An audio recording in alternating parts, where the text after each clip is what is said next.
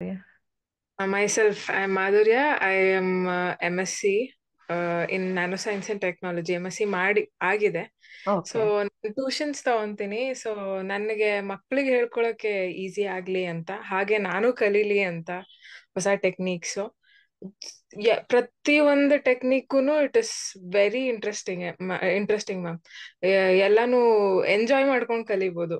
I enjoyed totally, thoroughly. I enjoyed the whole all the days, and I did all the assignments. So it was so exciting to learn and implement.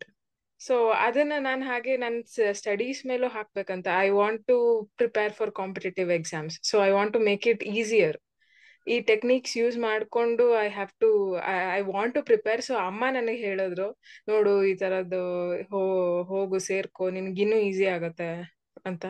So ಸೇರ್ಕೊಂಡೆ. I really feel that confidence, okay ಆಗತ್ತೆ ಅಂತ. ಸ್ಪೋರ್ಟ್ಸ್ಗೂ join ಆಗಬಹುದು. ಯಾಕಂದ್ರೆ it's pulling ma'am. ಜಾಸ್ತಿ ಏನು ಬೇರೆ ಏನು thoughts ಇರಲ್ಲ. You love to do it. Yes, so yes, ತುಂಬಾ ಚೆನ್ನಾಗಿ ಅನಿಸ್ತು. exactly. It's really a great job ನೀವ್ ಮಾಡ್ತಿರೋದು. Thank you. Thank you so much. College. You have been very active. Consistency ಅನ್ನೋದನ್ನ ನಾನು ನಿಮ್ಮಲ್ಲಿ ನೋಡಿದೆ. ನಾನು ಕನ್ಸಿಸ್ಟೆಂಟ್ ಆಗಿ ಅಸೈನ್ಮೆಂಟ್ ಮಾಡ್ತಿದ್ರಿ. There are few people who did consistently, but remarkably I should appreciate you. ಕ್ಲಾಸಲ್ಲಿ ಕೂಡ ಥ್ಯಾಂಕ್ ಯು. ತುಂಬಾ ಆಕ್ಟಿವ್ ಆಗಿದ್ರಿ.